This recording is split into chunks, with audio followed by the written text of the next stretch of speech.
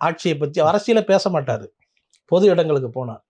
ஆனால் அவர் திடீர்னு வந்து பொது இட ஓட்டு போட்டுட்டு வந்துட்டு ஒரு குடும்பமே சம்பாதிக்கிறது எப்படி தப்பு அப்படின்னு சொல்லிட்டு போயிட்டார். இயக்குநர்கள் சங்கத்தில் ஒரு பெரிய இயக்குநர்கள்லாம் சேர்ந்து ஒரு பெரிய டீம் வந்து ஒரு பெரிய ஹோட்டலில் ரூம் எடுத்து இந்த ரிசல்ட்டை வந்து காலையிலேருந்து பார்த்துட்டு இருக்காங்க. அதே மாதிரி நடிகைகள் ஒரு குரூப்பு சேர்ந்துட்டு ஹோட்டலில் ரூம் எடுத்து இந்த ரிசல்ட் எல்லாம் பார்த்துக்கிட்டு இருந்திருக்காங்க.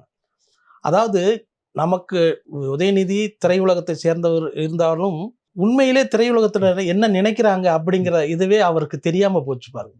குறிப்பாக சொல்ல போனால் நடிகர் சிவகுமார் அவர்கள் இவ்வளவு காலம் 4 வருஷமாக அவர் வந்து ஆட்சியை பற்றி அரசியலை பேச மாட்டார் பொது இடங்களுக்கு போனார். ஆனால் அவர் திடீர்னு வந்து பொது இட ஓட்டு போட்டுட்டு வந்துட்டு ஒரு குடும்பமே சம்பாதிக்கிறது எப்படி தப்பு அப்படின்னு சொல்லிட்டு போயிட்டார். அதாவது இப்படி ஒரு பெரிய கூட்டம் நமக்கு எதிராக இருக்காங்க அப்படிங்கிற விஷயம் வந்து ரியாலிட்டியே தெரியல அவங்களுக்கு.